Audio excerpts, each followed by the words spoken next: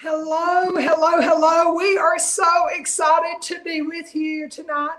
It's the second Thursday evening of every month that we have conversations as women in leadership with Sherry Chester. I'm so delighted to be your host, and I want you to meet three of my most incredible friends. They are phenomenal, mainly because each one of these gals is so willing to push the envelope. They don't just hang back and say, oh, I'll wait and let someone figure that out. They are quick to jump in and figure out how to do something and what it looks like. And so I just want to go clockwise. First of all, there is Amber Pike, Deborah Smith, and Rachel Price. Good evening, ladies. How are y'all? Oh, aren't they gorgeous? They are so pretty. Okay, so I think, it helps people to understand what we're talking about if we give everybody just a little heads up about who we are. I'm Sherry Chester. I've been in various forms of ministry, to be honest, since I was 11. I jumped into bus ministry at an early age. There's lots of things about children's ministry I've always loved. You can find out more about me on Facebook at Sherry Lynn Chester or my website, sherrychester.com. And so, having said that, Amber, take it away. Hello, I'm Amber Pike. I have been a children's minister since I was 15. I'm right now at the church that I serve at. I'm the director of family ministry, so I'm over them from babies all the way through high school. But I'm also the editor at Kids Matter magazine. So you may have seen me with a lot of Kids Matter stuff. I do contract writing with a couple of different ministries, and I'm an author. I have a book. You might see it behind me with Rose Publishing, Exploring the Bible Through History. And you can check out my podcasts, my books, all that stuff at amberpike.org. Okay, amberpike.org. That is excellent. All right. And so for the lovely Deborah Smith. Hello, everyone. I am Deborah Smith. My platform is Build Your Best Life. I have a passion to help youth and young adult males to achieve their best lives by overcoming the obstacles in their lives. And my website is www.buildyourbestlife.org. That's www.buildyourbestlife.org. From there, you can get my various social media links, Facebook, Twitter, YouTube. I have a blog that downloads every Monday. So you can get my blog as well. You can my web store where I have my book. I'm an author. I wrote the book, Build Your Best Life. So Build Your Best Life. That sounds exciting. Okay. Love the fact that we've got all these authors on tonight since I'm one as well. So, okay. Rachel, talk to us, friend. Awesome. Hi, Sherry. Thank you so much for inviting me to do this. I love anytime I can partner with you. You are phenomenal. And I absolutely love getting to work with you. So a little bit about myself. I've been in ministry for just over 10 years. My husband and I attended Christ for the Nations Institute in Dallas. It was after that time we got launched in ministry. We loved it. Absolutely adore getting to serve God's people. And that's always a joy. I also am an author. I've been published with Thomas Nelson and also do contract writing with other magazines and websites, etc. So I absolutely enjoy getting to do that every chance I can. I love getting to do like this and just partner with other people in leadership and in ministry and get to share and teach, whether it's at conferences, webinars, podcasts, and all different opportunities as God leads and opens doors. I'm so excited. I love to teach people how to study the Bible too. That's another passion of mine, is teaching people how to dive into the Word.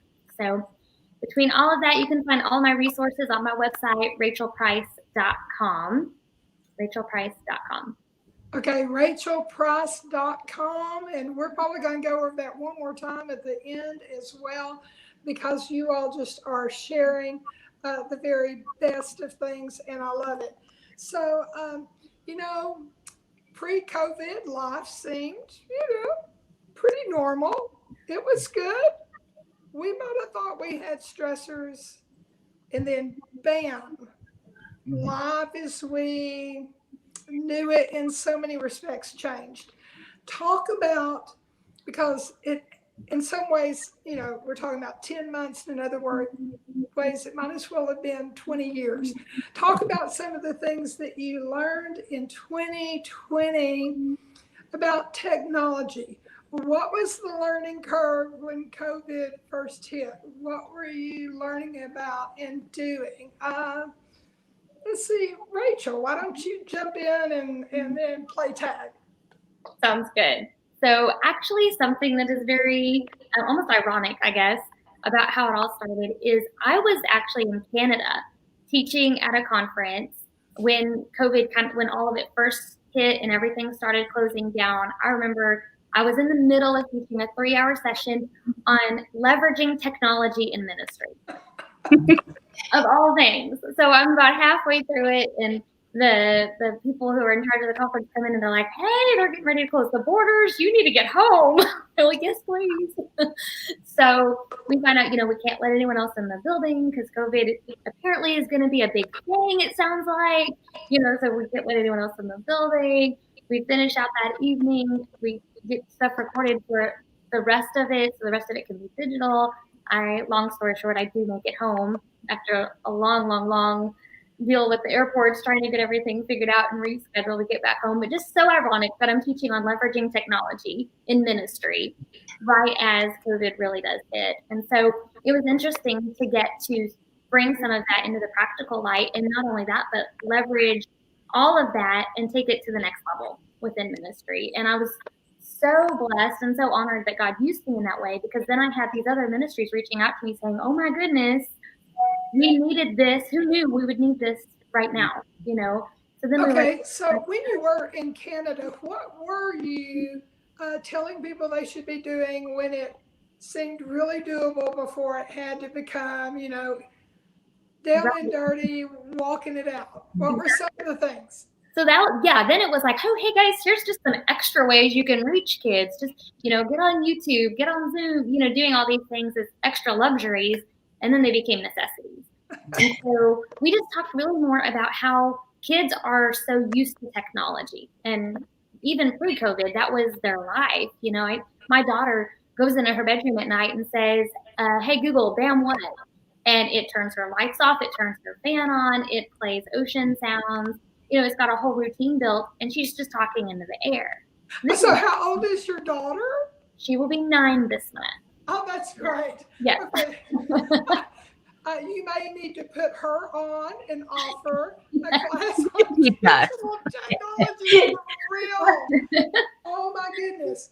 Okay, so I heard you talking about YouTube, and Amber, I know that you also have a YouTube channel like I do, and people, you're welcome to subscribe. Mine is Women in Leadership with Sherry Chester, and I'd love for you to pop in and do that. So Amber, what were you doing with YouTube when all of this hit, or what did your technology year look like? And Deborah, jump in anytime. Okay. So my church is a little different because we're not tech savvy. We are old school Southern Baptist, where they're adamantly opposed to bringing in PowerPoint screens even for the service. So we had no technology. We had to scramble really quick. And actually it was me that kickstarted it and not the rest of the staff. I'm like, our people need to hear from us. So I used Facebook. I started with just doing some Facebook videos.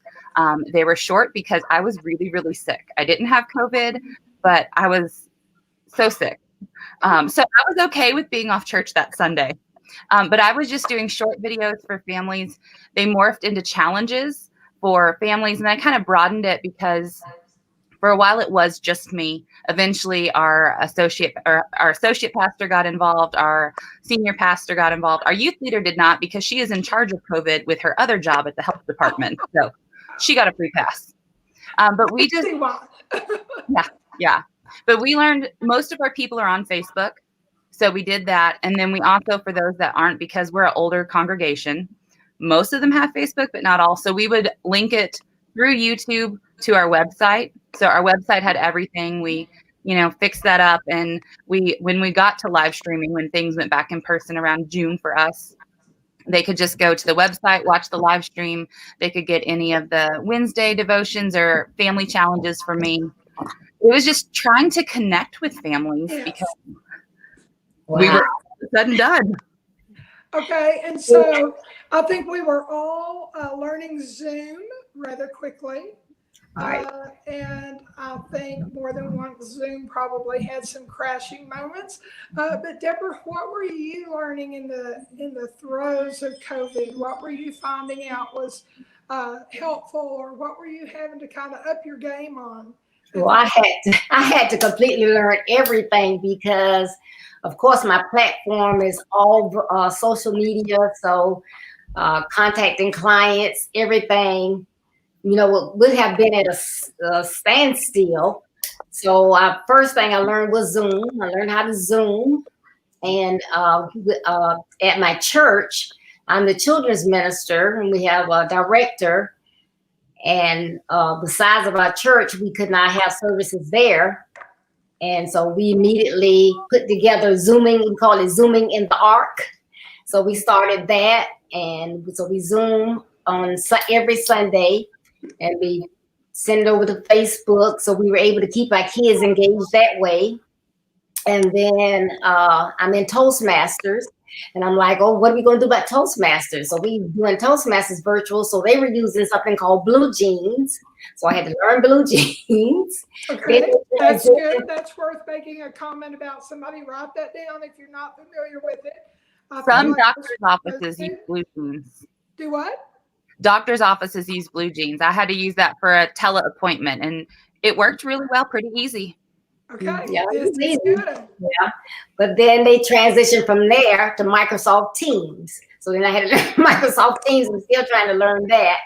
And I was having a big, had 3 speaker guests on one Thursday night, and I'm getting ready to launch live on Zoom, and it won't go live. And I'm like, oh my goodness, what am I gonna do? So I had to scramble real quick and give them admin permission on my Facebook page so they could get on there, but then I couldn't introduce them to anything. So then I learned StreamYard. So now I use StreamYard, so I can do it all. Yes, I totally agree. So I think early on in the year, I had done some YouTube, but I shied away from it a little bit, and I realized that YouTube is the new TV. So whether you're a novice or an expert, if you're not on YouTube, more than watching it, but embracing it as a means of getting your message out, whether it's ministry or business, YouTube is pretty vital. For me, the learning curve back in March not only was Zoom, but it was how do I interact with the kids? So I was downloading every virtual game I could find. I had people scouring. I had a daughter that was like, have you tried this one? Have you tried this one? I was perusing Ryan Frank's Kids Matter, Kidmin. I was quickly downloading everything. I was learning how to throw up the extra monitor and mirror it so that we could play those things. And all of a sudden, I had experienced life in ways I had not seen before. And I was like, what just happened? And about the time we learned Zoom, it seemed like we had to keep changing and evolving because kids were already tired of Zoom before the school year was out. And so then when you mentioned StreamYard, it was yet another learning curve for me in 2020 because I realized that the Zoom is really great for meetings, but something of this nature where it's live and to be able to host up to 10 guests and have comments on Facebook and YouTube and Twitter, because we're live on all 3 right now, StreamYard works really well. It has the infrastructure to handle that. So I think that's really great. Since we've given some of these different examples that people may or may not know, I think the next thing we want to discuss is what causes technology to fall flat. I mean, here we are learning all of these things, but why is it sometimes that even when we're really trying, it's just not enough. I mean, Amber, what's going on when we've tried the things that people said would work, and then we're trying to be relevant and it seems to fall flat? How can we make things better? Well, I think it's twofold. For one, it usually falls flat and it's my fault because I'm kind of technologically challenged. Like I'll try to do something. And I was in Sunday school one day when we were back live and I couldn't figure out how to make this video stop. And I'm like, where's the music at? And the kids just laugh at me because they know. But the flip side of that, I think more than any game, anything that you're trying to engage them with, it's relationship. Yes. So my kids, because I'm very relational with them. Like I know them, I know their friends, I know what they did on the weekend, I know their life sometimes before they know what's going on in their life. I'm like all up in their business. And so when it falls flat from operator error, they're like, that's just Miss Amber, it's cool. And I just saw that they just wanted time to talk a lot. I did stuff with teens. I would have teen hangouts and we would have games and stuff. And the games didn't always go over well, but they missed their friends. And they liked just being able to sit and talk to their friends. And they liked being able to tell Miss Amber about what's going on in their COVID lockdown life. So that I think is the best thing about technology right now is it's giving them a chance to connect that otherwise they wouldn't have. Even when Yes. we mess up the games.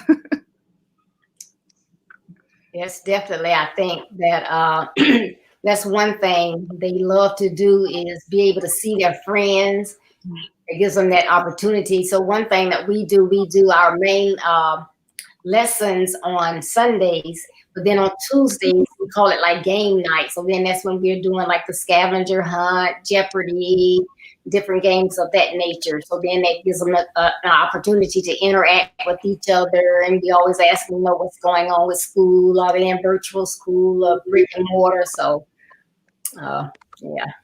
And with Zoom, because our church is still using Zoom, a lot of times the operator will forget to allow them to come in. She has to let everybody in. So that's another, going flat when someone's trying to get in and they can't get in. It is. I thought early on last spring, we had a new preteen children's pastor, Hunter Elliott. Whoop, whoop, for those in Sulphur Springs that know Hunter Elliott. One of the things that he would do after his Zoom meetings on Wednesday nights, because we did some things with Orange on Sunday mornings, and we kind of had a separate platform going on there. Whether you approve or disapprove, this is not a discussion time for Fortnite, but he opened up a Fortnite game room. Had to have parent permission, but my goodness, his numbers were skyrocketing, not only for children's church, those kids wanted to get in and play. There were parents like, well, you have to do your chores, you have to do this, you have to do that, because all of a sudden they realized the relationship of getting to play something digital and interactive with their friends and with him for a period of time was clearly outstanding. It was a game changer, so that when kids could start getting back together, they'd already made all these new cyber friends that maybe they didn't recognize on Sunday morning with 3 services. And then all of a sudden they totally get it, and they're high-fiving people and they're inviting one another over to swim and, go hang out and kickball and all this. So I think the more interactive it can be, the better off. What are your thoughts, Rachel? I totally agree. Absolutely. And I think one of the benefits that's actually come out of this is the opportunity that we as adults have had to figure out exactly what the kids are getting into. Like when was the last time that one of the kids' pastors actually got on Fortnite and played Fortnite before COVID, or even, Among Us now is like a big thing with all these kids. Without COVID and without these opportunities, would we have been on those platforms where the kids are actually at? Because this is an incredible opportunity for us to engage with kids where they are. And that's when they're most likely to open up and to be able to be ministered to, when they see that, wow, these people really care. They know what I care about. They care about me. And it opens so many more doors. So even when we can't be there with them in person, we can still create an incredible impact on these kids' lives. And I think it's phenomenal that we're getting to learn what our kids are doing and we're getting to experience it right there alongside them. Yes, and I'll never forget the first time I asked one of the kids, something about the Fortnite game. And I said, well, what's the latest person that you've bought? And they were like, you want to know? And then when they told me, I said, oh, yeah, why didn't you get so-and-so? Do you already? And they were like, I'm having this conversation with Pastor Sherry. I mean, the look on their face was just priceless. So really, if we care, whether it's digital or in person, it is relational. So, as we're moving on and we want to make sure that everybody has good takeaways for tonight, how do we make it more personable past something like Fortnite? I'll go ahead and start this one just because it's really on my heart and mind right now. If you have not made a digital or electronic vision board, it's past time. There are great apps out there, some that are free or have limited access that are free. But I have found, and I like a vision board, but a digital one allows you to pull pictures quick. Canva, C-A-N-V-A. Love Canva. Yeah, everybody's like, yeah. Canva.com is a great way to go in there, select poster size, choose those different areas where you have goals, self-care, things with your home, ministry, business, family, if there's memory work you want to do. But there is something to be said about, the word tells us, write the vision down and keep it plain. Well, here's part of what I do know. I do know that it seems like if a picture is worth 1,000 words, and it is, then a poster must be worth 5,000 words, especially a digital one. And then a video must be worth 10,000 words, because we have become such a society that is so very visual that if we are not able to put that out to people, I'll be honest with you, this week, in fact, you all may be some of the first recipients even when we get off tonight, I'm beginning to change my strategy even with texting. It is a little bit more picture oriented. My thank yous are now just short 30-second recording myself saying something and zipping it off. But do you see the difference? I mean, it's one thing to say, hey, Deborah, I'm so glad you were here tonight, and I've loved getting to know you as a friend, and a text and sending that, and you're like, aw. Yeah. But if I will up my game and go ahead and put this phone in front of my face and say, Deborah, girl, this was so good. I look forward to the next time we get to hang out. Send it to her, encourage her, then guess what? She can play and replay that, and we can read a text. But there's something about the video, people hearing their name, the ability to watch it and rewatch it, that we can pour into people at a different level. So I think as far as upping our game right now, I'm thinking about Canva quite a bit with the digital vision board. I'm also thinking about sending more video text messages as a way to say thank you. And really, I had even started doing that a little bit different when people were liking my professional page. I was sending just a real quick picture, thanking them. And all of a sudden, I realized people's responses and interactions were so different than when I would say the same thing in a text. We are a visual people. So the way that we can up our game in reaching more people for Christ and doing a better job in the marketplace is figuring out how to use video graphics. Okay, ladies, weigh in on this. I think for kids too, it also is that layer of hey, you get to see me even if you haven't seen me. I've been FaceTiming with one of my little girls, and I've loved it because she just wants to talk. It's not spiritual. It's not let me solve your life problems. She just wants to tell me about her day. I had kids texting me and calling me on New Year's Eve, and like I melted because I'm like, you love me. But if we can send, instead of just the birthday card, we're sending a birthday video, or like we made postcards with our youth leader of us, like we were being silly with like a cake in our face. Is that extra layer of, I see you, I remember you. Oh, I remember I love you and I miss you and I need to get back there.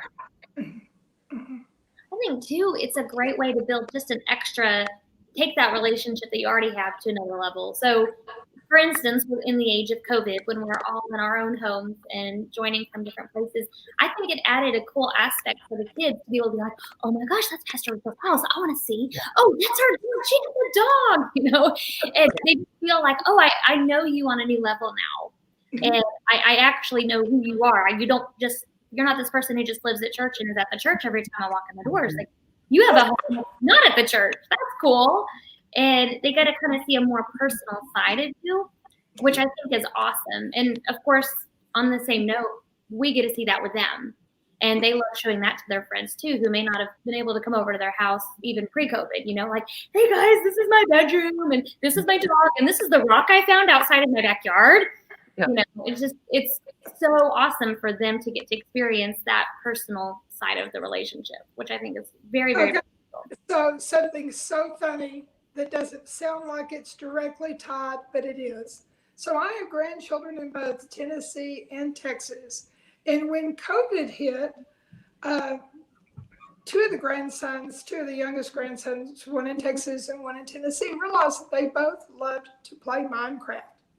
And then it dawned on them that they could both video chat, FaceTime, Google Duo, but I mean, I think in their case it's FaceTime. They would FaceTime, they would set it down, and then they would both hop on the game and tell one another how to play. They were hollering and yelling, and if they were inseparable before COVID, it has gone times 100. All because they could find yet another way to use technology to connect with one another. Crazy. So, Deborah, what are your thoughts about how do we improve it? I think really just continue to do some of the same things, find more creative ways, because that's the big thing, is that they get to do activities that they didn't think of doing before. I think a lot of kids, when we get ready to go back in brick and mortar, they're going to say, no, I want to stay on Zoom, because they get, you can call out their names on Sunday mornings more. And like you say, you can see they have what pets they have or what they're doing. They feel more comfortable, it seems like, because we have had some kids I've noticed they might be really, really shy or what have you, but when they're in their own environment, they just open up. He says, "That the same child?" So I think that we just need to continue to find more games or things that we can do. We even did painting with the kids. We had like a drop off for them to come by, the parents to come by and get the paints and the board. And then we did a Zoom session. We had found this guy and he was really interactive with them, to say, hey, and he would call out their names. Let me see your picture or whatever, or put them a little bit more orange right here. But that was wonderful. And they did really, really great. So just some more creative, innovative things like that. But it's been wonderful. I mean, I think we took a bad situation and made it, find the best in it. I think that everything happens for a reason. So to me, this is one of those things, because I think if COVID hadn't happened, we wouldn't be where we are with technology today. So. Okay, so don't we love it that we can paint with kids virtually? We can play games with them virtually. They can take a tour of our home and meet our family and our pets virtually. We can even help. In one instance, I was checking someone's homework. The parent was just at wit's end, and they called and they were like, your time to tutor. And I was like, oh, okay. Yeah, sure, I like to write. I can correct this. And so I think we just meet people where they're at while we are figuring out what is going to be the next step. And really, even speaking about the next step, and it doesn't matter to me who jumps in, you just take it away. Been watching these two words for a couple of months, digital transformation. And I'm like, what is digital transformation when we're talking about something that is omni-channel? And I'm like, well, what is that? I mean, I'm just so happy that I can figure out more than one social media, and all of a sudden people are throwing out, well, now you should be doing not just different avenues, but omni-channel marketing and offering things for your customers and your people at church. And I was like, oh dear. Okay, ladies, it's time to get real. What is this, and what in the world are we getting ready to do? Right. Well, in this COVID age, but now just the digital age as it is, it's more than just, so it used to be multi-channel marketing, which was just being available on multiple channels. And then there's this shift that happens that brings us to omni-channel, which omni is all. So to simplify it, all channels, being available across all channels, but it's more than just being there on all of them. It's creating a seamless transition between all of the channels so that your consumers are getting the same experience wherever they go. You know, it's Okay, about, so repeat that. Repeat what omni really means, because I think people were already scratching their heads when I was talking about that. Define omni again. yeah, so omni means all. You know, when you think of God as omnipresent, he's all present. When he's omnipowerful, he's all powerful. So if we're going to be on omni channels, we're going to be on all the channels, okay? But again, omni channel is different from multi-channel in that it's more than just being there on all of them. It's being consistent. It's creating a seamless transition between all of the channels. So no matter where they go, they're going to get the same experience and they know what they can expect. And it's going to keep them coming back over and over and over again because they know you, they know your brand, and they know what to expect. If you Google image it, there's a really good infographic that helps. That's what I had to do.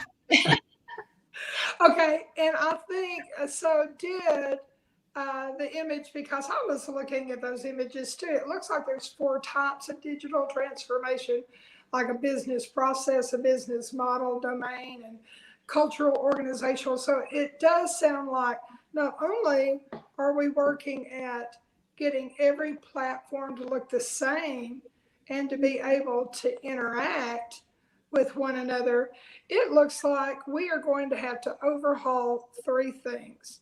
And I'm just going to leave my note up there for a minute because I've really had to think on this. If something, that we are doing to benefit others has to do with omni-channeling or omni-channels, then we have to overhaul the process.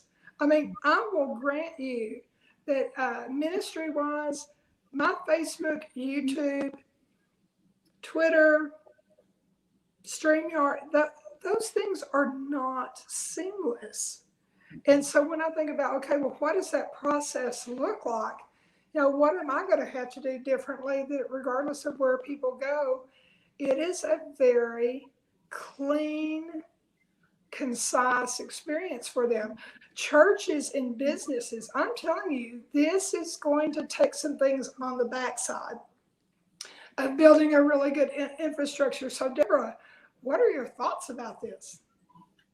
Well, I think that, it's going to take some work because as I was researching, what made it clear to me was like, you get the robocall and you put in your account number.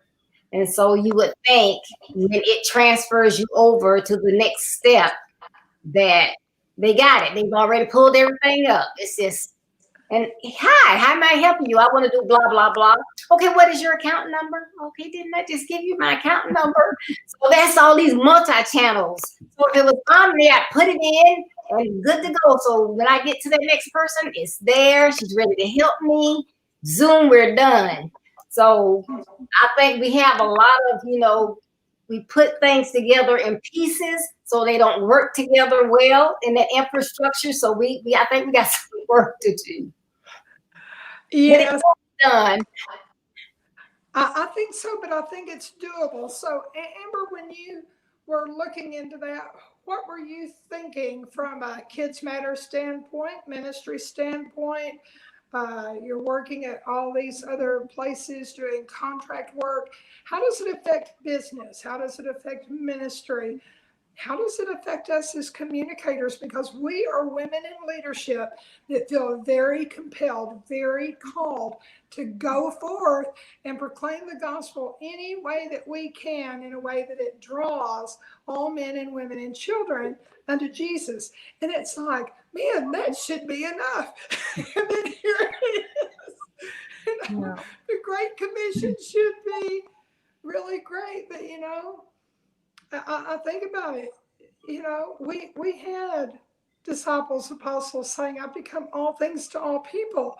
But when I read that pre-COVID, I wasn't thinking I was going to have Something crash different. course in technology. Well, the way I'm visioning Omnichannel is that you're providing the same experience no matter what. And so when I think about church, I don't know how to give the same experience online that I'm giving in person. Because like right now, it is physically hurting me that I can't hug my kids. I had kids that I haven't seen for a few months on a church yesterday, and I'm like, I just want to hug you. And so how can I? Because you can't play the same type of games that you can do in person. It's a different tone in person. So it's just figuring out how can you make all of your platforms, how can you make a Facebook experience, a website, a YouTube video? How can you provide the same experience? But then you also have to be mindful of knowing that, well, you can't. It can't be the same, because if I just record me teaching my class, that's boring. I made a little, I'm not going to call it an error, just a learning curve. We had an event in December. We did a gingerbread building event with a devotion, and I wanted all of my families to be able to come. So I had a lot of them coming in person. I had a couple families in quarantine, and I had a couple families who, because of health issues, they're like, So I had the kits. I sent the kits. I figured out how to stream while we're doing the live stream. So we're doing the event in person. We've got a worship band, we've got activities, and we're streaming it. And the streaming part of it wasn't so great. I've never tried. Have you tried to live stream while doing an in-person and you're pretty much a one-woman show? I made a lot. You can't. Let me go ahead and say, hey, Carol Crockett, woohoo, girl. Carol and Vicki are, talking in the comment section, and I'm thinking, I can't comment and talk to the three of you and think about the content. So the next thing we obviously know with the technology is, if we're going to succeed at this, it is going to take a team. It's kind of like my people who believe in the same call and challenge and want to respond. And Vicki Jenkins, props to you, my dear friend. Thank you for putting notes in tonight. That is so wonderful. And I love the fact that, rewards in heaven are rewards in heaven. And whether you're the one typing or speaking or doing the research or showing the example on a live demonstration, it just takes a lot. I mean, think about this. When we're watching those morning cooking shows and they make it look so easy, think about it. Okay, they already have things pre-measured. Mm-hmm. They already have one that is fully baked and looks lovely sitting out. Right. Then they have this recipe in the oven, and then they have a little bowl so they can show you that they're mixing. Do you realize that they have already made that recipe 4 to 6 times in order to have one successful presentation on national television that has at least 3 different camera angles and someone that wants to take a bite of these 4 different recipes. And it's like, okay, how do we streamline that in business and ministry without killing ourselves to truly provide that relevant experience for children, for families, for people that we want to interact with? I mean, the struggle is real, and yet there's got to be a better way to do this. So I love the fact that you all are weighing in on that. Just as we're closing out, if you could tell someone at the novice level, what's something that you learned that you wish someone would have said, hey, do it this way early on? When you were learning something, what do you wish someone would have told you? For instance, I'll never forget when I was first learning Facebook. I just needed someone to tell me that I could go to facebook.com/business to set up a professional business page. That wasn't difficult, but it sure would have been nice if someone would have said, oh, you can do this. Here's the link. You know, I remember calling Rachel one time and saying, Rachel, how am I supposed to know how to do this? And she's like, oh, girl, I got you. And then she sends me this email with all these links. She starts text messaging me. And then you can tell she's thought about for a few minutes. Oh, and da-da-da-da-da-da-da. And I'm like, okay, well, that's enough to keep me busy for a couple of weeks. And Amber, it's been the same with you with Kids Matter. You know, I love how women inspire women. So, you know, as we're rounding out the hour, please share 1 or 2 things that you think, yeah, I might have learned that the hard way. Or if someone that is at a very novice level, we want to talk about novice, intermediate, and, you know, the expert, those with the real tech muscles. But how can we help someone that's like, I can barely do email? Weigh in on that, ladies. How can we help our friends? YouTube videos. What about them? YouTube videos. You know, whatever they're trying to get done, if you go in YouTube and type it in, it's probably 99.9% of the time it's a YouTube video that will show you step by step how to do it. And they're not very, most of them are not very long. You can learn anything on YouTube. YouTube and Google it. Google it or YouTube, and you're going to figure it out. But there's so many resources out there to help us, to make this so simple. It's put everything at our fingertips. So just get on Google, search it, find a YouTube video, or find a kid. Yeah, for real. Go ask a kid and be like, how do I do this? And honestly, they love it. It's okay if you're out of their world. I had 2 of my teens sat and explained to me Among Us. And honestly, I'm looking at them playing this on their phones. I'm like, this is the most boring game in the world. Why is this like a cultural phenomenon? But they love it. They want to show you their world. So it gives them a sense of, I don't know, not power, but it's another connection point. They like teaching you. They like teaching the teacher. Okay, so if you're a novice, you've heard it. If you are not comfortable with social media, first Google it. There's YouTube. I love how Deborah said that. You can find anything on YouTube, and it's typically fairly short. I mean, my goodness, when I was learning StreamYard, and I was in a crunch one night, I thought I understood it. I didn't. And so, I mean, moments before going live was something that was very important to me on behalf of someone else. I was watching like 5 or 6 different 2-minute little snippets as a tutorial.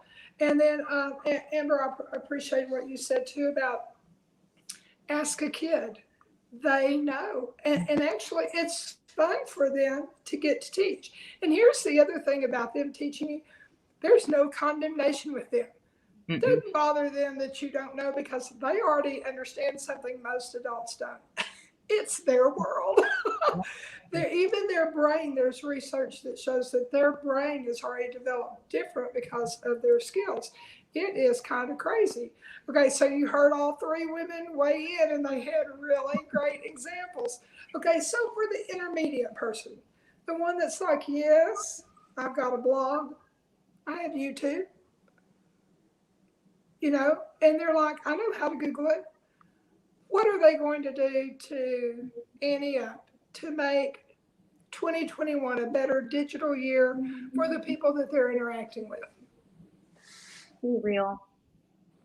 Like in with this, with everything we've got, with all the social media, with all the filters, with everything. I say filters, I use them a lot, but be real. Like, people need somebody who's just going to be open and honest and be real about everything. And so don't be afraid to be a little bit vulnerable and to just be open and honest. I think people really need that right now more than ever. Okay, there it is. Be real. What else, ladies? Be consistent. Be consistent with your message. Get on a schedule. If you're trying to get a following, if you're trying to keep your church engaged when you're not meeting, you need to be consistent about it. And it needs to not just be announcements. You're wanting to consistently engage them. And consistent with, if you're trying to like build your own brand, a consistent color scheme and a consistent kind of image look. Consistency goes a long way. Okay, this is good stuff, people. You should be writing this down in the notes or taking notes. Be real. Be consistent. Deborah. She took my word, consistent. Consistent. You have to, and if you don't know, then you have to ask.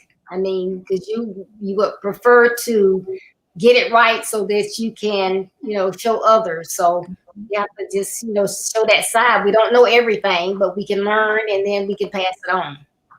Okay, I'm loving this, so I'm going to add a word to it. So listeners, live and later, here's what we know. Be real. If you're upping your game with technology, be real. Be consistent. When Rachel was talking about being real, it doesn't always have to be smiley, but it does have to be very transparent, because people have better crap detectors than ever now. We have been through the fire, and all people want to know is that your heart is genuine and sincere. And so be real, be consistent. Amber, girl, it is on my virtual Canva vision board in big letters for this year. Consistency. It is paramount. And then, Deborah, I love what you said, because sometimes we think if we know a little that maybe at some point we should stop asking. I love it when people ask me something because I want to be able to learn from others. So we do. We ask. So there sits those three. And then I lost my word. And it was a good one. So now I'm going to have to sit there and think, okay, so it was that we're being genuine, we're being real and consistent. And we are asking, and I will tell you, it just went by the wayside. So when I think of that, I'm going to come back to it, but it was something that I was practicing. Oh, yes. Perfection is not all it's cracked up to be. Do it. Do not wait until you think your makeup is perfect, your hair is in place, you think you have studied for 12 to 15 hours. If God is calling you to do something that is technology driven, start it. I'll be honest, every one of these women in leadership conversations have gotten better each time. Why? Because I watch it and I realize that there's something I can do better. There's a banner, there's tickers going across the bottom that you can do with StreamYard. There's notes, there's things you can do in the conversations. It is so important. Just start. Be real. Be consistent. Be asking. Be starting. These are huge if we want to move forward in 2021. So I'm pretty excited about all of that. Okay, ladies, as we are closing out, in case people missed it at the beginning, I'd like for you to just have a closing thought for our listening audience and remind them one more time the best way to get a hold of you so that they can ask, so that they can be real, so that they can find out how to be consistent and how to jumpstart this year. We're in day 14. It is not too late to figure out technology, to find a way to be more helpful to others. And it starts with a community like this. Okay, so Deborah, start by closing us out, my friend. All right. Well, first of all, Sherry, thank you so much for having me on. I really enjoyed the conversation with yourself and Amber and Rachel. Again, I know the consistency is really a word that we use in our children's ministry. But, you know, as we go forward, we need to be consistent. We need to show that we are passionate and real about what we're doing. If we're not passionate, we're not going to do it to the best that we can. And that's what we want to do. God has made things best and great for us, and we want to, you know, pay it forward. Yes. So I'm passionate about what I'm trying to do to enhance the lives of young men. So I am passionate about that. And so I want to see it get better and better. Whatever I can do to assist someone else, I want to do that. And it takes a community, so I want the community to help me as well. Yes. Technology is our friend, so we have to open up our minds and continue to grow and develop, ask questions, get feedback, get input, so we can be the best that we can be. Okay, I love that. Remind people one more time how to reach out to you. Okay, and you can reach out to me at www.buildyourbestlife.org. It's www.buildyourbestlife.org. Thank you. You know what's fun about saying your website is that's like a self-fulfilling prophecy. Buildyourbestlife.org. It's like, yes.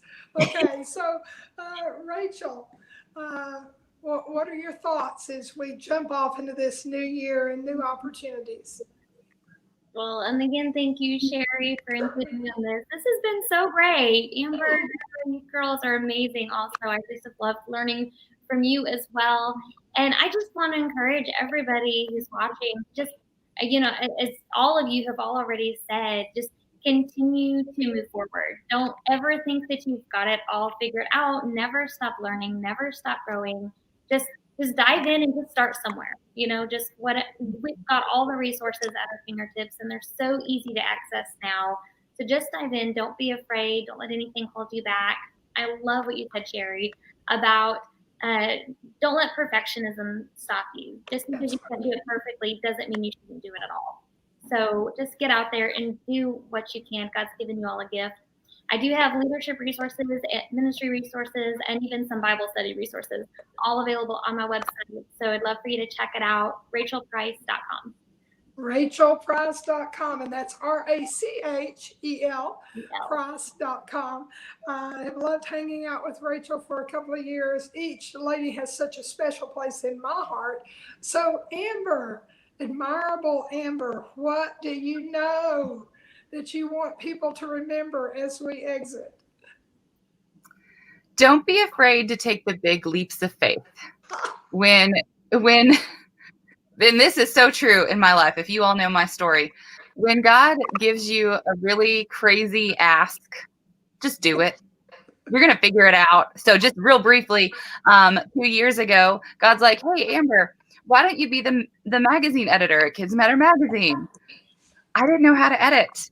I had to not just learn what I was doing for the job, I had to learn entirely new programs to be able to do my job. And it has been so amazing.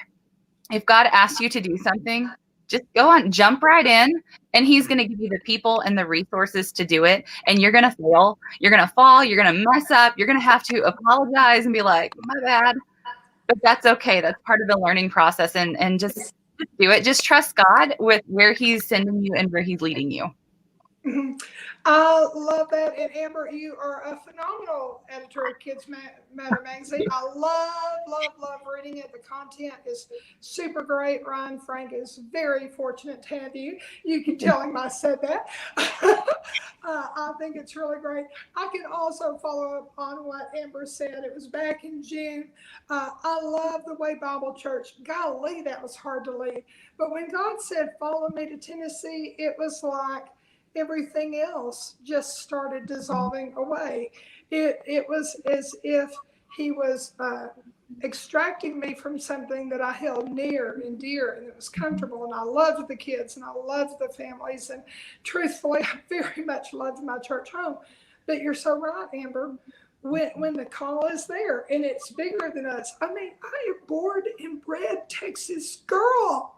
That he just plucked out and said, move to Tennessee, follow me to Tennessee, were the exact words. And I was like, oh, I asked some questions. And then when I knew it was him, I was like, okay, I will follow you to Tennessee. So I have been here 3 months, but those giant leaps of faith are great. My closing admonition to us is, if you are in a place of being faced with a giant leap of faith in technology, personally, professionally, go to something like Canva, some type of storyboard that will allow you to use those electronic pictures. Make your digital vision board for yourself personally, for your ministry, for your business, for your organization, because whatever we keep in front of us is going to be the direction that we move. So that would be one of my encouragement to you. Make sure you are asking someone if you don't know something. You know, it's so much better to ask than to sit there in such frustration. And don't let the word omni channel scare you. We are going to get to the place that businesses and churches and ministries, that we are going to be able to provide a better level of service. So you have the 4 of us in your back pocket. We've given you our information. You may reach out to me on Facebook at Sherry Lynn Chester. The website is sherry-chester.com. Or if you're curious about vision and action, you may go and purchase my book, Fiction, where Vision and Action Collide. It is at sherrychester.com or amazon.com, where you can find all these ladies' resources, because Amazon has it figured out about getting stuff to you. And so whatever means you need to move forward, know that we are here. We are here to support you, to encourage you, ladies, to each one of you. I bless you with an excellent year. I am so thankful for the opportunity not only to know you, but to serve alongside you. And I am going to be looking for the end of 2021, should the Lord tarry, so that I can say, look at everything God did through Amber and Deborah and Rachel. Ladies, thanks so much for giving of your time to others. I sure do appreciate it, and I know that those that are watching now and later will too. So for now, we're telling you, as women in leadership from the 4 of us, we hope that you go out and have a great week. So we're waving goodbye, and we will see you all next month. And speaking of next month, just know that our special guest is going to be the Thrive Entrepreneur, the Messy Bun Millionaire, none other than Chastity Marie. And I'm super excited to hear what this guru, who has mastered so many skills as a woman in leadership, will bring to us. Until next month, a second Thursday of every month at 7 Central Time, 8 Eastern Standard Time. We will see you guys later. Bye-bye.